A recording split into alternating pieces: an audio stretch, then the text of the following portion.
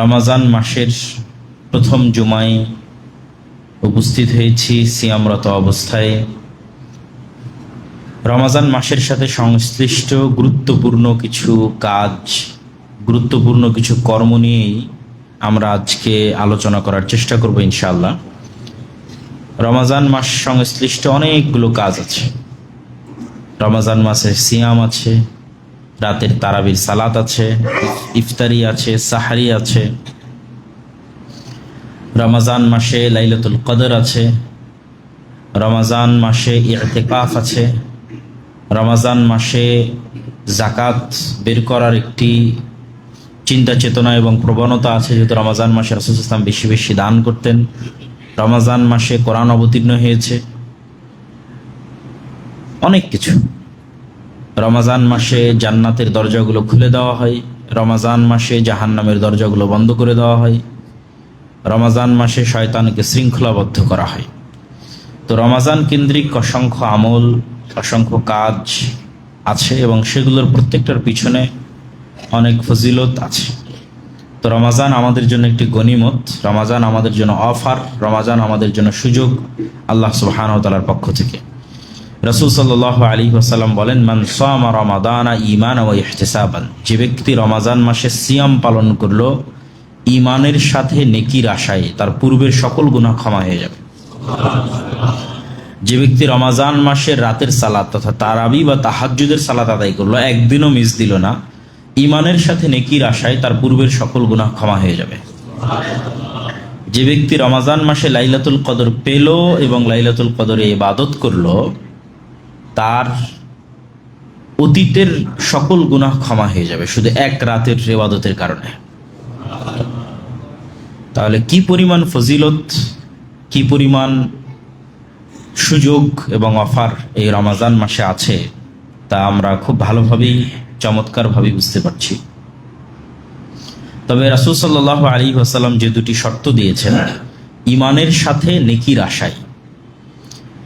ঈমানের সাথে এর অর্থ হচ্ছে গুনাহ মুক্ত অবস্থায়, পূর্ণাঙ্গ ঈমানের সাথে। সিয়াম পালন করছি, শুধু পেটের সিয়াম, কিন্তু চোখের সিয়াম নাই, হাত পায়ের সিয়াম নাই, মুখের সিয়াম নাই, তাহলে এই সিয়ামের কোনো দাম নাই।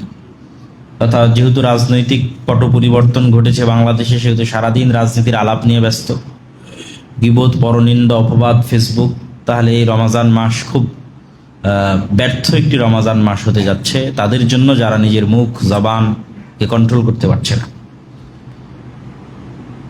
এবং তাদের জন্য খুব ব্যর্থ একটি রমাজান মাস হতে, যারা নিজেদের হাত, চোখ, কান এগুলোকে কন্ট্রোল করতে পারছে না।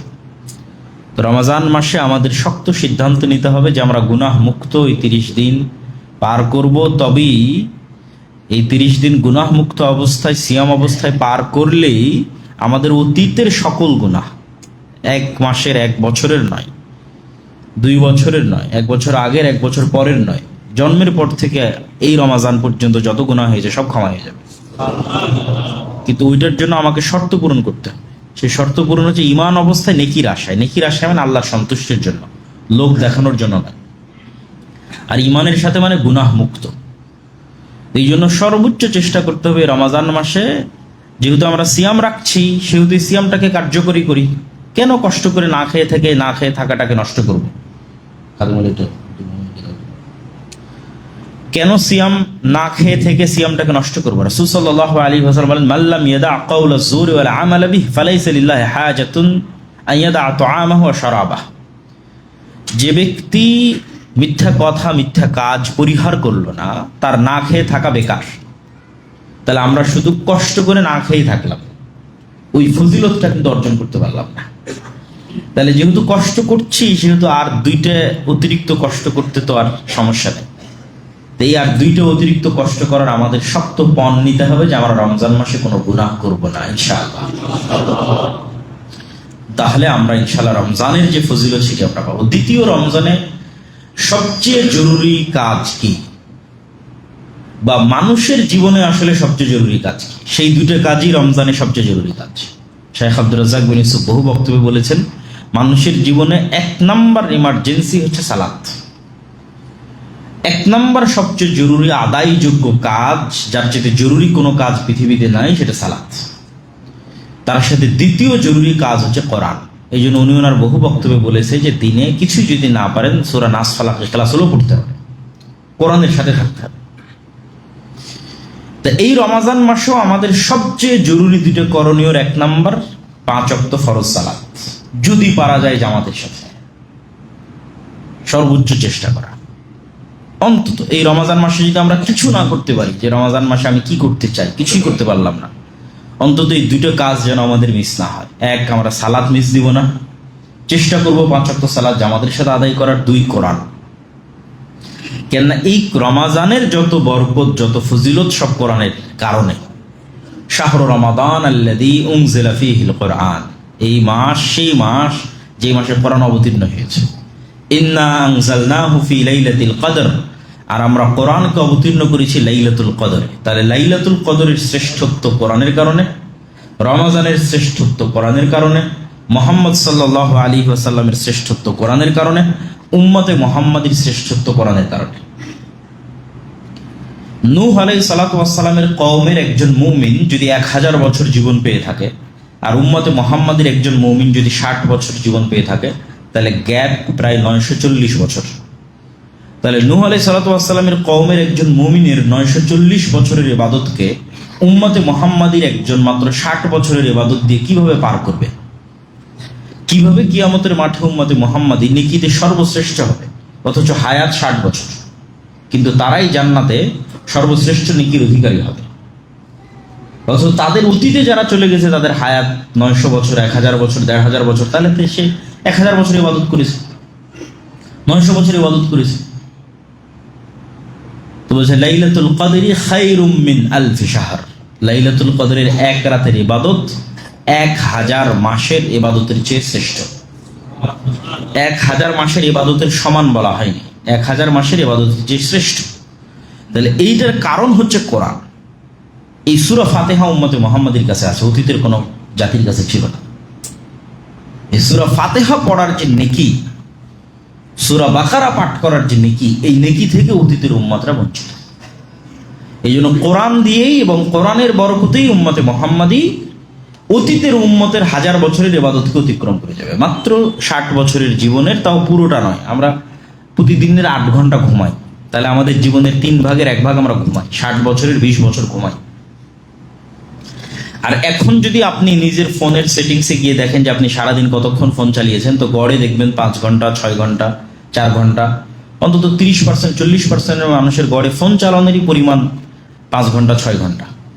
তারপরে তো অফিসের কাজ আছে, খাওয়া দাওয়া সবকিছু আছে, সব মিলে আসলে আমরা ইবাদত করি কতক্ষণ?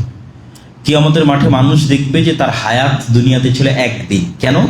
মানে সারা জীবনে যতটুকু কাজ আল্লাহর জন্য হয়েছে ওটা জমা হতে হতে 1 দিনের সমান হয়েছে। 5 মিনিট আল্লাহর জন্য, 10 মিনিট আল্লাহর জন্য, এই করতে করতে 1 ঘন্টা আল্লাহর জন্য, এই করতে করতে করতে করতে করতে 24 ঘন্টা, 60 বছর মিলিয়ে 24 ঘন্টা টিকানো গেছে আল্লাহর জন্য। তাহলে দুনিয়াতে সে প্রকৃত জীবন যেটা সে যাপন করেছে সেটা মাত্র 1 দিন, ওইটা প্রকৃত জীবন। আর বাকি যেটা সে অন্য জায়গায় ব্যয় করেছে সেটা কিন্তু প্রকৃত জীবন নয়। তাহলে আমাদের রমজানের জরুরি 2টা কাজের একটা কাজ সালাত, এবং দ্বিতীয় জরুরি কাজ হচ্ছে কোরআন। কোরআনের বিষয়ে আমি বহু বক্তব্যে বলেছি, কোরআনের গুরুত্ব তুলে ধরার জন্য, কোরআনের প্রয়োজনীয়তা তুলে ধরার জন্য। তাও আজকে 2-1টা সংক্ষিপ্ত কথা বলি। আল্লাহ রাসূল সাল্লাল্লাহু আলাইহি ওয়াসাল্লাম বলছেন, প্রত্যেক মানুষের কিছু ক্লোজ সার্কেল থাকে। যেমন আমরা গত সরকার বলি, এই সরকার বলি, সব সরকারেরই দেখা যাচ্ছে যে প্রধানমন্ত্রী হয় তার নিজস্ব একটা ক্লোজ সার্কেল থাকে। তো মানুষ হয়তো চিন্তা করে যে আমি যদি সে ক্লোজ সার্কেলের অন্তর্ভুক্ত হতে পারতাম, বড় ব্যবসায়ী, বড় পদের কেউ। তো রাসূল সাল্লাল্লাহু আলাইহি ওয়াসাল্লাম বলছেন আল্লাহর নিজস্ব একটা ক্লোজ সার্কেল আছে।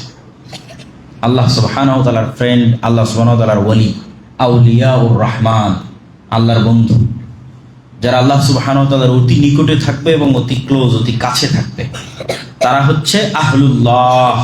তাদের নাম দেওয়া হয়েছে আহলুল্লাহ, তারা আল্লাহর লোক। যে উমুক হচ্ছে প্রাইম মিনিস্টারের লোক, উমুক কিন্তু কমিশনারের লোক, উমুক উমুকের লোক, এটা একটা সম্মান, পাওয়ার। তাহলে কেউ পৃথিবীতে কিছু মানুষ আছে যারা কার লোক? আল্লাহ। তারা হচ্ছে যারা কোরআনের সাথে সবসময় উঠা বসা করে। আল্লাহু আকবার। যাদের উঠা বসা চলাফেরা কোরআনের সাথে, তারা আল্লাহর লোক, তারা আল্লাহর খুব কাছের আউলিয়া ও রহমান। রাসূল সাল্লাল্লাহু আলাইহি ওয়াসাল্লাম বলছেন, আল কোরআন হুজ্জাতুন লাকুম আও আলাইকুম, কোরআন তোমাদের পক্ষে দলিল অথবা তোমাদের বিপক্ষে দলিল। আমরা সিয়ামের কথা শুনেছি, এই যে সিয়াম আমাদের পক্ষে সাক্ষী দিবে, কিন্তু কোথাও হাদিসে বলা নাই যে সিয়াম আমাদের বিপক্ষে সাক্ষী দিবে। আর যে কোনো ইবাদতের ক্ষেত্রে এটাই পাওয়া যায় যে সেই ইবাদত যদি সাক্ষী দেয়, কথা বলে, পক্ষেই কথা বলবে। কোরআন একমাত্র ব্যতিক্রম যে যদি পক্ষে না বলে তাহলে কিসে বলবে? বিপক্ষে বলবে, চুপ থাকবে না। কোরআনের বিষয়ে চুপ থাকার কোনো দলিল কোরআন এবং হাদিসে নাই। সিয়াম রেখেছি, সিয়াম পক্ষে বলবে, রাখিনি, কথা নাই। তাহলে একমাত্র ব্যতিক্রম কোরআন, পড়লাম পক্ষে বলল, না পড়লাম নাই, না না পড়লাম এবার বিপক্ষে বলবে, তাহলে তো বিপদ। এই জন্য কোরআনের বিষয়টি এত সহজ নয়। পড়লাম পক্ষে বললো, শাফাত করলো, আর না পড়লাম নাই, জি না পড়লে বিপক্ষে বলবে। হুজ্জাতুন লাকুম ওয়া আলাইকুম, কোরআন তোমাদের প্রত্যেকের হয় পক্ষে কথা বলবে, না বিপক্ষে কথা বলবে। তাহলে কোরআন যেন আমাদের বিপক্ষে কথা না বলে, এর প্রস্তুতি তো আমাদেরই নিতে হবে। এবং কোরআন কথা বলবে, কথা ঠিক, কেননা কিয়ামতের মাঠে অসংখ্য আমলের বিভিন্ন প্রতিকৃতি এবং বিভিন্ন রূপ আল্লাহ সুবহানাহু ওয়া তাআলা দিবেন, এবং অসংখ্য কিছুকে আল্লাহ কথা বলার শক্তি দিবেন। আল্লাহ বলছেন, আল্লাযী আনতাকাকুম, যিনি তোমাদের কথা বলার শক্তি দিয়েছে। তোমরা তোমাদের আশেপাশে তাকিয়ে দেখো, কত কি কথা বলতে পারে না, কিন্তু তোমরা তো কথা বলতে পারছো। তাহলে তোমাদেরকে কথা বলার শক্তি কে দিয়েছে? আল্লাহ। তো যিনি আজ মানুষকে কথা বলার শক্তি দিয়েছে, তিনি কাল মাটিকে কথা বলার শক্তি দিবেন। মাটি থেকেই তো মানুষ তৈরি হয়েছে। তো তিনি কালকে কোরআনকে কথা বলার শক্তি দিবেন, জীবন্ত রূপ দিবেন, কোরআন কথা বলবে। এটা অতি সহজ এবং বিশ্বাসযোগ্য। তো রমজানে আমরা সর্বোচ্চ চেষ্টা করতে হবে আমাদেরকে, যে আমরা 5 ওয়াক্ত সালাত যদি পারা যায় জামাতের সাথে সর্বোচ্চ গুরুত্ব দিয়ে, আর 2 কোরআন। কোরআন পৃথিবীতে থাকা এমন কিছু যা সরাসরি রব্বুল আলামিনের জাতের সাথে কানেক্টেড। আর কোনো কিছুই পৃথিবীর রব্বুল আলামিনের সত্তার সাথে সম্পৃক্ত নয়।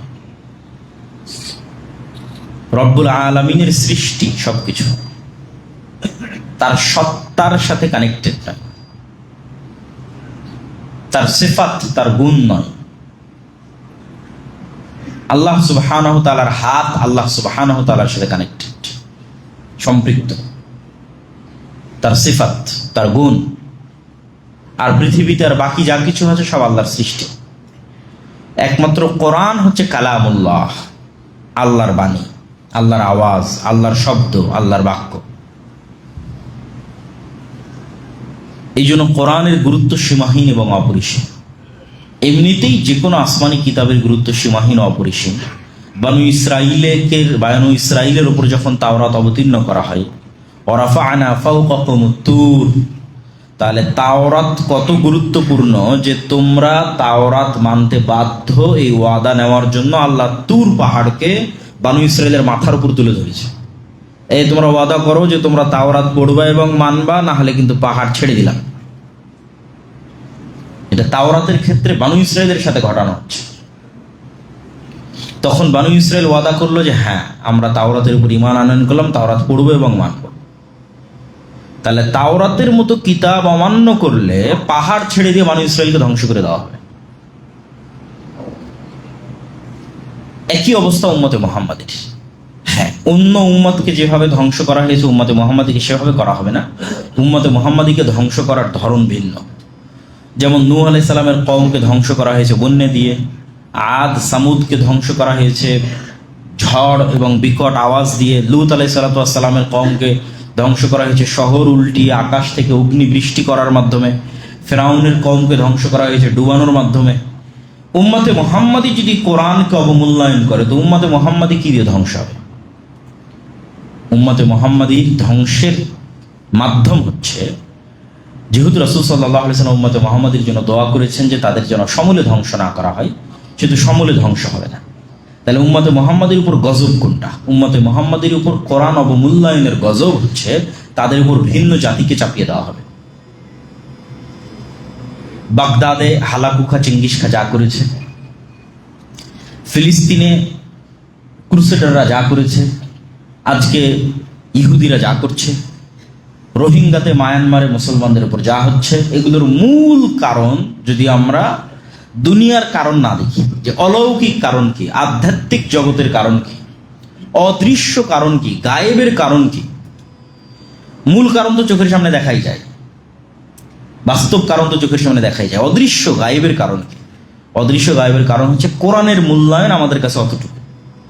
যে অবস্থায় আমরা আজকে আছি, এই অবস্থাটা কোরআনের আমাদের কাছে। আজকে মায়ানমারের রোহিঙ্গা মুসলমানদের অবস্থা যেমন, আসলে কোরআনের অবস্থাটাই ফুটে উঠতেছে যে কোরআনের চিত্র এরকম তাদের বাড়িতে, তাদের ঘরে, তাদের সমাজে। কোরআন এরকম অবহেলিত। তাহলে উম্মতে মুহাম্মাদির উপর গজবের কারণ হচ্ছে কিতাব অবমূল্যায়ন করা। গজবের ধরন কি? ভিন্ন জাতি এবং ভিন্ন কওমকে চাপিয়ে দেওয়া। এবং রাসূল সাল্লাল্লাহু আলাইহি ওয়াসাল্লাম হাদিসেও বলেছেন, ইন্নাল্লাহ ইয়াদা বিহাদাল কিতাবে আকওয়াম ওয়া ইয়াদউ বিহি আখারিন। আল্লাহ সুবহানাহু ওয়া তাআলা এই কিতাবকে দিয়ে, ইয়ারফাউ বিহাদাল কিতাব, এই কিতাবকে দিয়ে আমার উম্মতের একদল মানুষকে উপরে উঠিয়ে দিয়েছে, আর এই কিতাবকে দিয়ে আমার উম্মতের একদল মানুষকে নিচে নামিয়ে দিয়েছে। তাহলে এই কিতাবকে দিয়ে যাদের উপরে উঠিয়ে দিয়েছে, তারা এই কিতাবকে মূল্যায়ন করত। আমর ইবনুল আস, খালিদ ইবনুল ওয়ালিদ, তারা যখন যুদ্ধের মাঠে যেত, ওমর ইবনুল খাত্তাব, আলী ইবনে আবি তালেব, তাদের যে দাপট বিশ্বে ছিল, এটা মূলত কোরআনের মূল্যায়ন তাদের বাড়িতে, তাদের ঘরে, তাদের অন্তরের বহিঃপ্রকাশ ছিল জাতির উপরে, পৃথিবীর অন্য জাতির উপরে। এই জন্য কোরআন খুবই গুরুত্বপূর্ণ, আর আমাদের এই প্রিয় মাতৃভূমি বাংলাদেশের জন্য তো আরো গুরুত্বপূর্ণ। কেননা পৃথিবীর অন্য আর কোনো মুসলিম দেশ এরকম ভয়ঙ্কর সিচুয়েশনের উপরে নাই যে ভয়ঙ্কর সিচুয়েশনের উপর বাংলাদেশ আছে। সেটি হচ্ছে পৃথিবীর অন্য যে কোনো মুসলিম দেশের মুসলিম নাগরিকদের পালিয়ে বাঁচার জায়গা আছে। ফিলিস্তিনের নাগরিকরা সব পালিয়ে মিশরে চলে গেছে, মিশরে আশ্রয় নিয়েছে গাজার মানুষেরা, তারপরে মিশর থেকে আরো বিভিন্ন দেশে গেছে। মায়ানমারের রোহিঙ্গারা আপনাদের বাংলাদেশে আশ্রয় নিয়েছে। আফগানিস্তানে যখন হামলা হচ্ছিল, তখন আফগানিস্তানের নাগরিকরা পাকিস্তানে আশ্রয় নিয়েছে। কিন্তু বাংলাদেশ পৃথিবীর একমাত্র মুসলিম দেশ যাদের আশেপাশে কোনো মুসলিম দেশ নাই, ফলত তাদের বাঁচার কোনো জায়গা নাই। এখানে যদি আল্লাহ সুবহানাহু ওয়া তাআলা কোনোদিন কোনো ভিন্ন জাতিকে চাপিয়ে দেন, তাহলে পৃথিবীর সবচেয়ে বড় ম্যাসাকার, সবচেয়ে বড় গণহত্যা এবং সবচেয়ে বড় ভয়ঙ্কর পরিবেশ তৈরি হবে। এই জন্য বাংলাদেশের মানুষের বাঁচার কোনো রাস্তা নাই পবিত্র কোরআন অধ্যয়ন করা ছাড়া, এবং পবিত্র কোরআনের উপর আমল করা ছাড়া, এবং পবিত্র কোরআন মানা ছাড়া। যেহেতু আমরা জাতি হিসেবে মুসলিম, আর আমাদের উপর গজব আসবে কিভাবে? ভিন্ন জাতিকে চাপিয়ে দেওয়ার মাধ্যমে গজব আসবে। এটা উম্মতে মুহাম্মাদের উপর গজবের ধরন।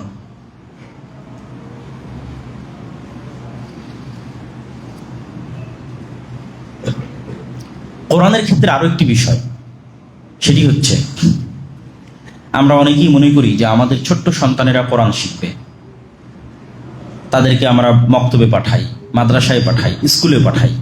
কিন্তু আমরা যখন বড় হয়ে যাই, তখন আমরা মনে করি যে না, বড় হয়ে গেছি, বয়স হয়ে গেছে, আর কেন কোরআন শিখতে হবে। কিন্তু আপনি আশ্চর্য হবেন যে উম্মতে মুহাম্মাদের প্রথম প্রজন্ম যারা কোরআন শিখেছে, উম্মতে মুহাম্মাদের প্রথম প্রজন্ম, ফার্স্ট জেনারেশন যারা কোরআন শিখেছে, তারা সবাই বয়স্ক।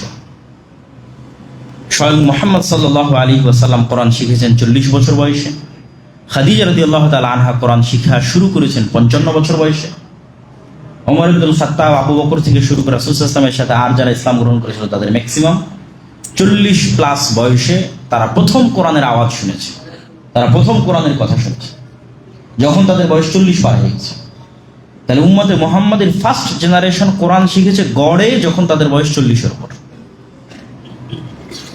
তাহলে এই অজুহাত দিয়ে আমাদের বাঁচার কোনো রাস্তা নাই যে আমার তো বয়স পার হয়ে গেছে, আমি কোরআন শিখবো না। কেন? আমাদের প্রথম জেনারেশন কোরআন শুনেছি যখন তাদের বয়স 40 পার হয়ে গেছে। তারপরে না তাদের ছেলেমেয়েরা যখন মুসলমান হলো, আব্দুল্লাহ বিন ওমর, আব্দুল্লাহ বিন আব্বাস, তখন ছোট ছোট বাচ্চাদের কোরআন শেখানো হলো।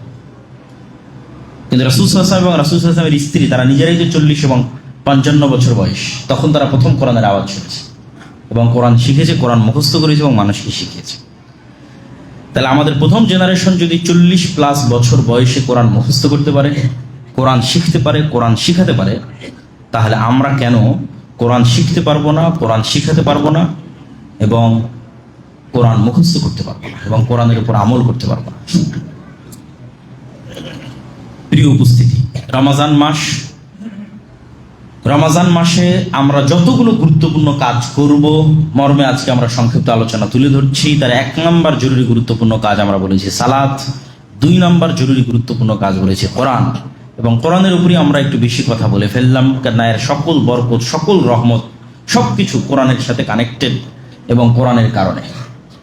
এবং কোরআন এত গুরুত্বপূর্ণ দেখেই শয়তান আর কোনো কিছুতে এত কষ্ট পায় না, ত্যক্ত বিরক্ত হয় না। মানুষ যখন কোরআনের কাছে যায় তখন সে যে পরিমাণ ত্যক্ত বিরক্ত এবং ক্ষিপ্ত হয়। এই জন্য অন্য সকল কাজ শুরু করা হয়েছে বিসমিল্লাহ দিয়ে, আর কোরআন শুরু করা হয়েছে আউযুবিল্লাহ দিয়ে। যখন তোমরা কোরআন পড়বে ফাস্তাইজ মিনাশ শাইতানির রাজিম, কোরআনের শুরুতে আগে বলবে আউযু বিল্লাহি মিনাশ শাইতানির রাজিম, আল্লাহ শয়তান থেকে পরিত্রাণ চাও।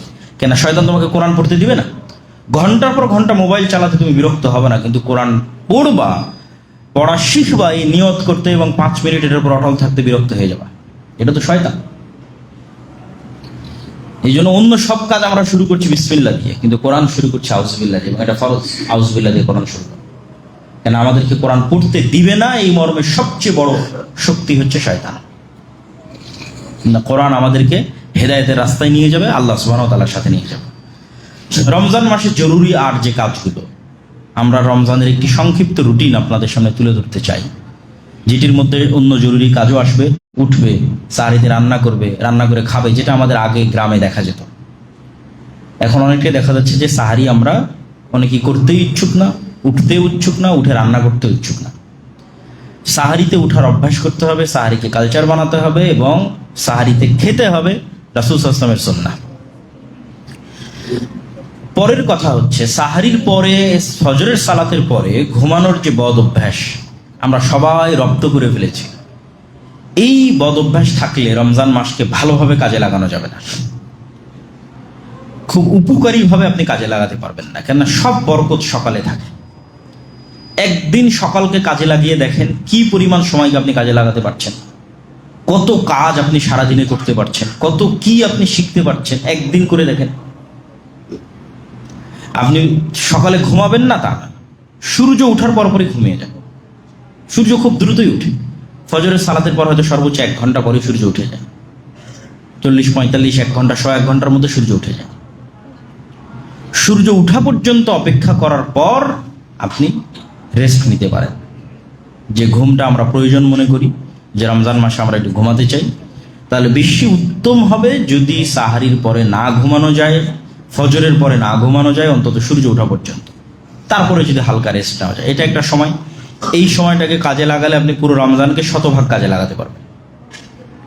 দ্বিতীয় সময় আসরের পর থেকে নিয়ে মাগরিব পর্যন্ত। রমজানে ইবাদত করতে চাইলে ব্যস্ততা কমাতে হবে, রমজানে ইবাদত করতে চাইলে কাজ কমাতে হবে। যে ব্যবসায়ী, তাকে চিন্তা করতে হবে সামনে রমজান আসতেছে, কিভাবে আমি সকল কাজ আগেই কমপ্লিট করে রাখবো যেন রমজানে আমি ঠিক মতো কাজ করতে পারি।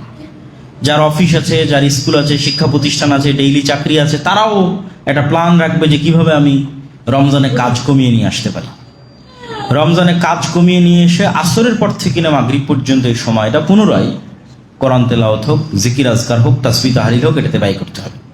কেন আপনি ফজরের পর থেকে নিয়ে সূর্য ওঠা পর্যন্ত যদি একই জায়গায় বসে থেকে জিকির আজকার, তাসবিহ তাহলিল, কোরআন তেলাওয়াত, কোরআন শিখায় ব্যয় করেন, এবং ওই সেম জায়গায় সূর্য ওঠার পর যদি আপনি 2 রাকাত সালাত আদায় করে উঠে আসেন, তাহলে আপনি কবুল হজের সমান নেকি পাবেন। তো অনেক বড় ফজিলত। তো এইটার কোনো রহস্য আছে দেখেই তো এত বড় ফজিলত দেওয়া আছে। এটা কঠিন দেখেই এত বড় ফজিলত দেওয়া আছে। ফজিলতের পিছনে অবশ্যই যেগুলোতে বেশি ফজিলত দেওয়া আছে সেগুলো এত সহজ নয়। মানুষের জন্য কঠিন দেখেই ফজিলত দেওয়া আছে, উপকারী দেখেই উৎসাহিত করা আছে।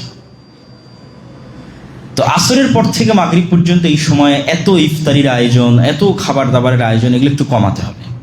অর্থ অপচয় কমাতে হবে, কমিয়ে এই সময়টাও জিকির আজকার, তাসবিহ তাহলিলে ব্যয় করতে হবে। এবার 3 নাম্বার হচ্ছে রাতের সালাত। রাতের সালাতের ক্ষেত্রে যারা নিয়মিত তাহাজ্জুদের সালাতে অভ্যাসী, অথবা যাদের কনফিডেন্স আছে যে আমি শেষ রাতে উঠতেই পারবো, সে জামাতে তারাবি আদায় না করলেও কোনো সমস্যা নেই। বরং তার জন্য এটাই উত্তম যে সে শেষ রাতে উঠে একা একই লম্বা তেলাওয়াতের মাধ্যমে, লম্বা সালাতের মাধ্যমে তাহাজ্জুদের সালাত আদায় করবে, এবং তারপরে তাহাজ্জুদ শেষে বেতের শেষে সে সাহারি করবে। আর যদি কারো ক্ষেত্রে মনে হয় যে না, তার শেষ রাতে উঠার অভ্যাস নাই, উঠতে পারবে না, তাহলে তার জন্য জামাতের সাথে তারাবির সালাত আদায় করার যে প্রচলন আমাদের দেশে আছে, এটা কোনো সমস্যা নেই। বরং অংশগ্রহণ করাই ভালো, যাতে অন্তত সে রাতের সালাত আদায়কারীদের মধ্যে তার নাম অন্তর্ভুক্ত হয়।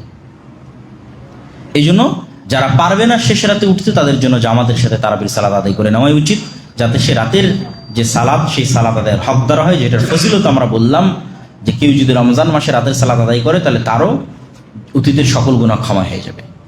কিন্তু 5 ওয়াক্ত সালাত পড়লাম না, তারাবি পড়লাম, এটার কিন্তু কোনো দাম নাই। এই জন্য আমরা বক্তব্য শুরুই করেছি, রমাজানের সবচেয়ে জরুরি কাজ 1 নম্বর 5 ওয়াক্ত সালাত, রমাজানের সবচেয়ে জরুরি কাজ 2 নম্বর কোরআন তেলাওয়াত, তারপরে ধারাবাহিকভাবে এগুলো আসতেছে। 3 নম্বরে আসতে পারে রাতের সালাত, তারাবির সালাত। 5 ওয়াক্ত সালাতে নাই, তারাবির সালাতের কোনো কাজ নাই। 5 ওয়াক্ত সালাতে থেকে আমি তারাবির সালাত আদায় করতেছি, আমি ফজিলত পাবো ইনশাল্লাহ। তারাবির সালাত ধীরস্থিরভাবে আদায় করতে হবে, সেই রকম মসজিদই বাছাই করতে হবে, সেই রকম ইমামই বাছাই করতে হবে, যারা ধীরস্থিরভাবে কোরআন তেলাওয়াত করে, কোরআনের হকের সাথে কোরআন তেলাওয়াত করে আদায় করবে। রমজানে আর জরুরি কাজের মধ্যে একটি জরুরি কাজ ইফতার, যা সিয়াম পালনকারী 2টা খুশির একটা খুশির সময়। রাসূল সাল্লাল্লাহু আলাইহি ওয়াসাল্লাম ইফতারিতে তাড়াতাড়ি করতে বলেছে। এই তাড়াতাড়ি করার আনুষ্ঠানিকতাটাই রমজানের গুরুত্ব, সিয়ামের গুরুত্ব। এই তাড়াতাড়ির আনুষ্ঠানিকতা না থাকলে এই সিয়ামের গুরুত্ব থাকবে না। কখন সূর্য ডুবে গেছে আমার কোনো পরোয়াই নাই, রাত 8টায় গিয়ে ইফতারি করলাম, আর ওই মজা, ওই মাহাত্ম্য রমজানের আপনি তৈরি করতে পারবেন। রমজানের মাহাত্ম্য হচ্ছে আমি অপেক্ষা করব কখন সূর্য ডুবতেছে, ডুবা মাত্রই আমি ইফতারি করব। এটাই মর্যাদা, এটাই সম্মান, এটাই নিয়ম, এটাই মূলনীতি। রাসূল সাল্লাল্লাহু আলাইহি ওয়াসাল্লাম এটাই বলে গেছেন যে ইহুদিরা দেরিতে ইফতার করে, কিন্তু এটা আল্লাহর আনুগত্যের শানে যায় না। আল্লাহ চান যতক্ষণ বিরত থাকতে বলেছিলাম অতক্ষণ বিরত, এখন বিরত থাকা যাবে না, এখন তাড়াতাড়ি খাও, এটাই আমার আনুগত্য। আমার সাথে তোমাকে মাতাব্বরি করার দরকার নাই। তাহলে আমি এখন ভাঙতে বলেছি মানে তুমি সাথে সাথে ভাঙতেছো, মানে তুমি আমার সত্যিকার অনুগত বান্দা। আর তুমি দেরি করতেছো মানে তুমি অনেক বড় তাকওয়ালা পরহেজগারিতা আমাকে দেখাচ্ছ, এটা আমার দরকার নাই। আমার কথার সাথে সাথে অনুসরণই হচ্ছে আল্লাহর আনুগত্য। এই জন্য ইফতারিতে দেরি করা যাবে না, কোনো সতর্কতামূলক দেরি বলে কিছু নাই। 2-3 মিনিট 3-4 মিনিট আগে করবো এরকম নয়। সূর্য ডোবার যে নির্ধারিত সময় এখনকার প্রযুক্তির মাধ্যমে খুব ভালোভাবে আমরা জানতে পারি, সেটির সাথে সাথে আমাদের ইফতার করা সুন্নাহ। রমজান মাসে আর যে সমস্ত জরুরি কাজে আমরা যুক্ত হয়ে থাকি, অথবা হতে চাই, অথবা হতে পারি, তার একটি হচ্ছে ইতিকাফ, তার একটি হচ্ছে লাইলাতুল কদর, তার একটি হচ্ছে যাকাত। যদিও এগুলো প্রত্যেকটার উপরেই আলাদা আলাদা আলোচনা করা যাবে, সংক্ষিপ্ত করে আমি বলে নিচ্ছি। লাইলাতুল কদর এবং ইতিকাফ এই দুটো রমজানের শেষ 10 দিনের সাথে সম্পৃক্ত। আমরা অনেকেই মনে করি যে আমরা ইতিকাফে বসলাম, বসে বই পুস্তক পড়ব, বক্তব্য শুনব। এটা করা ঠিক নয়। রমজানে কালামুন নাসের সাথে কোনো সম্পর্ক নাই, রমজানে মানুষের কথার সাথে কোনো সম্পর্ক নাই, মানুষের লেখা বইয়ের সাথে কোনো সম্পর্ক নাই। রমজানে লাইলাতুল কদর হোক, রমজানে ইতিকাফ হোক, শুধু কালামুল্লাহ, আল্লাহর কালামের সাথে সম্পর্ক। আল্লাহর কালাম বুঝার চেষ্টা করা, আল্লাহর কালাম পড়ার চেষ্টা করা। বাকি 11 মাস বড় বড় আলেম ওলামার বক্তব্য শোনারও সময় আছে, বড় বড় আলেম ওলামার বই পড়ারও সময় আছে। কিন্তু রমজান শুধু আল্লাহর কালাম, শুধু আল্লাহর বাণী। এই জন্য ইতিকাফে বসলেও বড় ইবাদত কোরআন তেলাওয়াত। লাইলাতুল কদরের রাত জেগে সালাত আদায়ের পরে সবচেয়ে বড় ইবাদত কোরআন তেলাওয়াত এবং কোরআন বুঝার চেষ্টা করা। আফালা ইয়াতাদাব্বারুনাল কোরআন আম আলা কুলুবিহিম আকফালুহা, তারা কি কোরআন বুঝার চেষ্টা করে না, না তাদের অন্তরকে তালাবদ্ধ করা হয়েছে? খাতামাল্লাহু আলা কুলুবিহিম, না তাদের অন্তরে মোহর মারা হয়েছে? কোরআন বুঝার চেষ্টা করতে হবে। রমজানের জরুরি কাজগুলোর মধ্যে লাইলাতুল কদরে পরিবার সহ রাত্রি জাগরণ করা, ইতিকাফে বসা এবং হিসাব করে পুঙ্খানুপুঙ্খ রূপে জাকাত বের করা। জাকাতের গুরুত্ব, জাকাতের তাৎপর্য এবং জাকাতের হিসাবের উপর আমরা আরেকদিন বিস্তারিত আলোচনা করব। তবে সংক্ষিপ্ত এতটুকু যে সবগুলোর পিছনে মূল উদ্দেশ্য তাজকিয়াতুন নাফস, অন্তরকে পরিশুদ্ধ করা। আল্লাহ কোরআনে বলছেন যে কুতিবা আলাইকুমুস সিয়াম, তোমাদের উপর সিয়ামকে ফরজ করা হয়েছে। কেন? লাআল্লাকুম তাত্তাকুন, যেন তোমরা পরহেজগার হতে পারো, তোমাদের অন্তর যেন আল্লাহ ভীরু হওয়ার প্রশিক্ষণ পায়। তো অন্তরের তাজকিয়ার জন্য যেমন অন্তরের উপর কাজ চাপানো জরুরি, সেরকম অন্তরের অন্য আর ব্যাধি আছে, এগুলো থেকে তাকে মুক্ত করা জরুরি। অন্য রোগ আছে, অহংকার আছে, লোভ আছে, লালসা আছে, কৃপণতা আছে, এগুলো অন্তরের রোগ, অন্তরের অসুখ। এই জন্য যখনই আল্লাহ সুবহানাহু ওয়া তাআলা সালাতের কথা বলেছে তখনই জাকাতের কথা বলেছে, যখন এমনি আল্লাহর ইবাদতের কথা বলেছে তখনই দানের কথা বলেছে। কারণ এটার মাধ্যমে অন্তরের রোগ মুক্ত হয়, অন্তর কৃপণতা মুক্ত হয়, অন্তর লোভ মুক্ত হয়, অন্তর লালসা মুক্ত হয়। এবং বাধ্যতামূলক একটা তৈরি করে দেওয়া হয়েছে যে তোমাকে জাকাত দিতে হবে, ফিতরা দিতে হবে, অবশ্যই বাধ্যতামূলক। এর বেশি তো আরো দান করতেই হবে। তাহলে আমাদের অন্তরের কৃপণতা এবং লোভ লালসা থেকে বাঁচতে আমাদের জাকাত দিতে হবে, জাকাতের হিসাব করতে হবে। এবং এই রমজান মাসে পুঙ্খানুপুঙ্খ রূপে জাকাতের হিসাব করে জাকাত বের করার চেষ্টা করতে হবে। রাসূল সাল্লাল্লাহু আলাইহি ওয়াসাল্লাম রমজান মাসে এমন বেশি দান করতেন, পূর্ব দিক থেকে প্রবাহিত বাতাসের চেয়েও বেশি দান করতেন। তথা কিছু ধরে রাখতেন না, দিতেই থাকতেন। মানুষ যত দিবে আল্লাহ মানুষকে তত দিবেন, এটি মূলনীতি। মানুষ যত দয়া করবে আল্লাহ তত দয়া করবেন। মানুষ যত আরেক মানুষকে ক্ষমা করবে আল্লাহ ওই মানুষকে তত ক্ষমা করবেন। মানুষ আরেক মানুষকে যত খাওয়াবে আল্লাহ ওই মানুষকে তত খাওয়ার ব্যবস্থা করে দিবেন। মানুষ আরেক মানুষের যত রিজিকের ব্যবস্থা করে দিবে আল্লাহ এই মানুষের তত রিজিকের ব্যবস্থা করে দিবেন। আপনার দান আর জাকাতের টাকা তো আল্লাহ নিয়ে চলে যাবে না, আপনার দান আর জাকাতের টাকা দিয়ে আরেক মানুষের খাবারের ব্যবস্থা হবে। এটাই মহত্ব ইসলামের। এই জন্য ইফতারির ক্ষেত্রে কি বলা হয়েছে, যে কেউ যদি আরেকজন সিয়াম পালনকারীকে ইফতার করে তাহলে ওরও সিয়ামের নেকি সে পাবে। তাহলে আরেকজনের সিয়ামের নেকি আমি পেলাম কি শুধু খাওয়ানো দিয়ে? তাহলে খাওয়ানো একটা ইবাদত না হলে কিভাবে শুধু খাওয়ানো দিয়ে আরেকজনের সিয়ামের নেকি পাওয়া যায়? রাসূল সাল্লাল্লাহু আলাইহি সাল্লামকে জিজ্ঞেস করা হলো আইয়ুল ইসলামে আফজাল, ইসলামের সর্বশ্রেষ্ঠ ইবাদত কোনটা বলেন? তা আল্লাহ নবী বললেন ইসলামের সর্বশ্রেষ্ঠ ইবাদত দুইটা, পরিচিত অপরিচিত সবাইকে সালাম দিবা আর মানুষকে শুধু খাওয়াবা। খাওয়ানো ইবাদত। তাহলে একজন সিয়াম পালনকারীকে শুধু খাওয়ানোর মাধ্যমে আমি তার সিয়ামের নেকি পেয়ে যাচ্ছি। এই জন্য দেখবেন মক্কা মদিনায় গেলে এই কালচারটা তারা ধরে রেখেছে, ইফতার করানো। আলহামদুলিল্লাহ আমরাও উদ্যোগ নিয়েছি যে আমাদের দাওয়া সেন্টারে ইফতারির ব্যবস্থা থাকবে এবং আমাদের দাওয়া সেন্টার থেকে আশেপাশের ফুটপাতে থাকুক, অসহায় রিক্সা চালক থাকুক বা যারাই থাকুক, তাদের মধ্যে আমরা প্রতিদিন আমাদের সামর্থ্য অনুযায়ী যত প্যাকেট সম্ভব আমরা ইফতার বিতরণ করার চেষ্টা করব। আপনারা নিজেরাও যদি মনে করেন তাহলে এখানেও ইফতারিতে আসতে পারেন, এবং আপনারা যদি মনে করেন এখানের যে ইফতারি প্রজেক্ট আছে সেটিতে অংশগ্রহণ করবেন তাহলে সেটিতে অংশগ্রহণ করতে পারেন। সেটি দিয়ে আমরা যতদূর সম্ভব এখানেও ইফতারির ব্যবস্থা এবং বাইরের যে সমস্ত অসহায় গরিব মিসকিন ফুটপাতে থাকে, রাস্তাঘাটে ভিক্ষুক, রিক্সা চালক, আরও যারা আছে তাদের সকলের মধ্যে আমরা ইফতার বন্টনের একটি প্রজেক্ট হাতে নিয়েছি। এটিতে আপনারা অংশগ্রহণ করতে পারেন। আল্লাহ সুবহানাহু ওয়া তাআলা আমাদের কবুল করুক, আল্লাহুম্মা আমিন। রমজানের সাথে সংশ্লিষ্ট তিনটা জরুরি মাসালা, কাফফারা, ফিদিয়া, কাজা। রমজানের মাসালাগুলোর মধ্যে এই তিনটা মাসালা একটা আরেকটার সাথে কিন্তু মিল নাই। একটার নাম কাফফারা, একটার নাম ফিদিয়া, একটার নাম কাজা। কখন কাজা, কখন কাফফারা, কখন ফিদিয়া? আল্লাহ সুবহানাহু ওয়া তাআলা সকল ইবাদতে অপশন রেখেছেন, এক্সকিউজ, অপশন, সুযোগ, ছাড়। শুধু সালাতে নাই, শুধু সালাতে নাই। তুমি অসুস্থ কি তুমি কি অবস্থায় আছো এটা দেখে লাভ নেই, সালাত আদায় করতে হবে। তো সিয়ামের ক্ষেত্রে আল্লাহ সুবহানাহু ওয়া তাআলা অসুস্থ ব্যক্তিকে, সিয়ামের ক্ষেত্রে মুসাফির ব্যক্তিকে তাদের সিয়াম ছাড়ার অনুমতি দেওয়া আছে। বয়োবৃদ্ধ ব্যক্তিকে, যার আর কখনো সুস্থ হওয়ার সুযোগ নাই, গর্ভবতী মাকে, দুগ্ধ দানকারিণী মাকে, এবং হায়েজ ও নিফাস তথা সন্তান প্রসবের পর যে রক্ত প্রবাহিত হয় এবং প্রতি মাসে যে রক্ত প্রবাহিত হয়, এই অবস্থায় যে সমস্ত মা এবং বোনেরা আছে তাদেরকে, এই ধরনের মানুষকে আল্লাহ সুবহানাহু ওয়া তাআলা সিয়াম ছেড়ে দেওয়ার অনুমতি দিয়েছেন, বা সিয়াম ছেড়ে দিবে, এটি বিধান।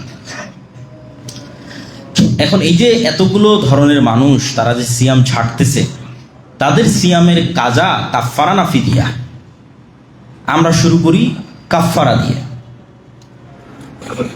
কাফফারা শুধুমাত্র এক শ্রেণীর ব্যক্তির জন্য, যে ব্যক্তি সিয়াম অবস্থায় দিনের বেলা তার স্ত্রীর সাথে সাংসারিক জীবনে গেছে। এই সিচুয়েশন ছাড়া আর কারোর জন্য কাফফারা নাই। তথা কেউ যদি সিয়াম অবস্থায় ইচ্ছা করে খাবার খেয়ে সিয়াম ভেঙে দেয়, তার জন্য কাফফারা নেই। গুনাহে কাবীরা, অনেক বড় গুনাহ। ফরজ সিয়াম ভেঙে দিল, অনেক বড় গুনাহ, কোনো কারণ নাই, কোনো লজিক নাই, কিন্তু কাফফারা নাই। কি আছে সেটা আমরা পরে বলতেছি। তাহলে কাফফারা শুধু ওই ব্যক্তির জন্য যে সিয়াম অবস্থায় দিনের বেলা তার স্ত্রীর সাথে সাংসারিক জীবনে গেছে, তার জন্য কাফফারা। এই কাফফারা এক টানা 60 দিন সিয়াম পালন করা, এক টানা, বিরতি ছাড়া, বিরতিহীন এক টানা 60 দিন সিয়াম পালন, অথবা 60 জন মিসকিনকে খাওয়া, অথবা গোলাম আজাদ করা। যেটা আমি বলেছি যে সিয়ামের মাধ্যমে গুনাহের কাফফারা হয়, অর্থ আদায়ের মাধ্যমে গুনাহের কাফফারা হয়। এখানে তিনটার কিন্তু দুইটা অর্থ আর একটা সিয়াম। তথা তুমি দিনের বেলা স্ত্রীর কাছে গেছো সিয়াম অবস্থায় রমজান মাসে, তাহলে এই গুনাহটা ক্ষমা হবে আবার সিয়াম রাখার মাধ্যমে। কয়টা সিয়াম? 60টা সিয়াম। তাহলে সিয়াম রাখলে গুনাহ মাফ হয়। অথবা আর দুইটার মাধ্যমে, যেগুলো অর্থনৈতিক, টাকা দিয়ে গোলাম আজাদ করো, অথবা টাকা দিয়ে 60 জন মিসকিনকে খাওয়াও। তাহলে এই কাফফারা শুধু এই শ্রেণীর মানুষের জন্য। কাজা, এই কাফফারা বাদে আর যে কোনো কারণে কেউ সিয়াম ভেঙেছে এবং পুনরায় সিয়াম রাখার সামর্থ্য আছে, পরের পয়েন্টটাই হচ্ছে গুরুত্বপূর্ণ, যে পুনরায় সিয়াম রাখার সামর্থ্য আছে। সিয়াম ভেঙেছে এই কারণ ছাড়ার যে কোনো কারণে, তথা যেটার জন্য আমরা কাফফারা বললাম, ওই কারণ ছাড়ার যে কোনো কারণে সিয়াম ভেঙেছে। অসুস্থতার কারণে ভাঙতে পারে, সফর অবস্থায় আছে তার কারণে ভাঙতে পারে, ইচ্ছাকৃত ভাঙতে পারে, হায়েজ নেফাসের কারণে ভাঙতে পারে তাদের, এবং পরবর্তীতে রাখার সুযোগ আছে, এই ব্যক্তির জন্য কাজা, তথা ওই সমান সিয়াম একটা সে আদায় করে নেবে। যে কয়টা সিয়াম ভাঙবে সে কয়টা সিয়াম আর এক সময় আদায় করবে, এ হলো কাজা। ফিদিয়া, যে এইরকম কোনো কারণে সিয়াম ভেঙেছে, তথা ওই যেটার কারণে কাফফারা, ওটার কারণে নয়, স্বাভাবিক যে কোনো কারণে সিয়াম ভেঙেছে, কিন্তু আর সিয়াম রাখার সুযোগ নাই। দেখা যায় এমন ভাবে অসুস্থ হয়ে গেছে, অসুস্থ হতে পারে, অথবা মারাই গেছে, দুনিয়া থেকে বিদায় নিয়েছে, তথা আর সিয়াম রাখার সে সুযোগ পাচ্ছে না বা পায়নি। তাহলে আমরা বলতে পারি, কিভাবে সারমর্ম করতে পারি, স্থায়ী অসুস্থ অথবা স্থায়ী বার্ধক্য। স্থায়ী অসুস্থ এবং স্থায়ী বার্ধক্য, এই দুই ধরনের ব্যক্তির জন্য ফিদিয়া। তথা একদিন সিয়াম সমান একদিন মিসকিনের খাবার, একজন মিসকিনের একদিনের খাবার। তো আলেম ওলামা আগের যুগের ফোকাহাগণ গণনা করেছে, হিসাবপাতি করে, তাদের রাসূল সাল্লাল্লাহু আলাইহি ওয়াসাল্লামের কিছু হাদিসকে সামনে রেখে, যে আমরা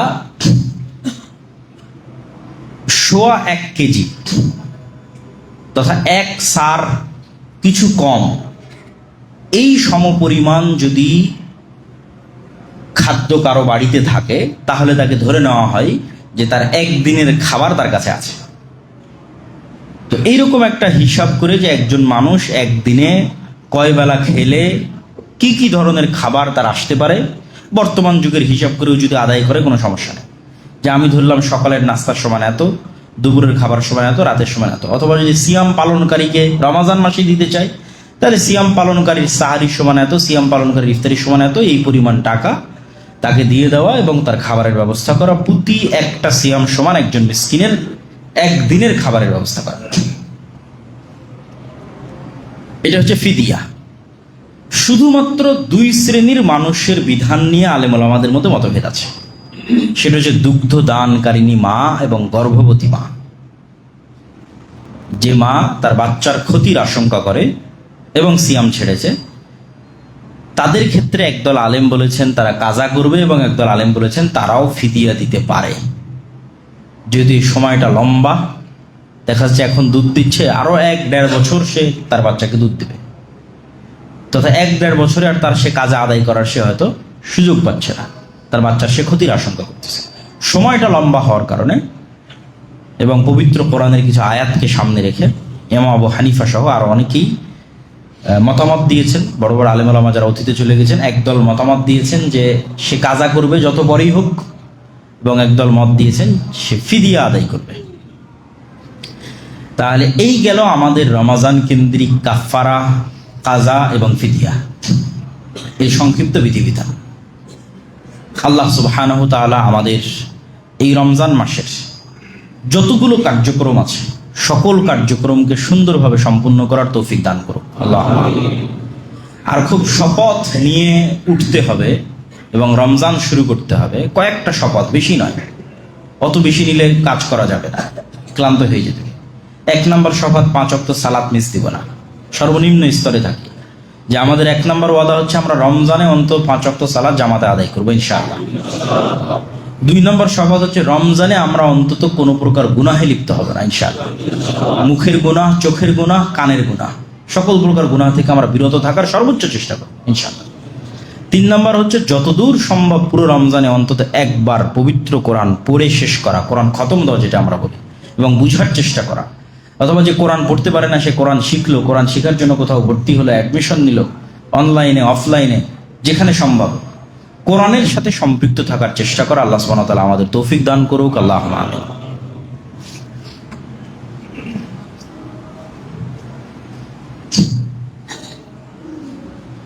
আলহামদুলিল্লাহি ওয়াহদাহু ওয়াসসালাতু ওয়াসসালামু আলা মান লা নাবিয়্যা বা'দাহু ইয়া আইয়ুহাল্লাযীনা আমানু সাল্লু আলাইহি ওয়া সাল্লিমু তাসলিমা আল্লাহুম্মা সাল্লি আলা মুহাম্মাদ ওয়া আলা আলি মুহাম্মাদ কামা সাল্লাইতা আলা ইব্রাহিম ওয়া আলা আলি ইব্রাহিম ইন্নাকা হামিদুম মাজিদ আল্লাহুম্মা বারিক আলা মুহাম্মাদ ওয়া আলা আলি মুহাম্মাদ কামা বারাকতা আলা ইব্রাহিম وعلى آل إبراهيم إنك حميد مجيد ربنا ظلمنا أنفسنا وإن لم تغفر لنا وترحمنا لنكونن من الخاسرين ربنا ظلمنا أنفسنا وإن لم تغفر لنا وترحمنا لنكونن من الخاسرين ربنا ظلمنا أنفسنا وإن لم تغفر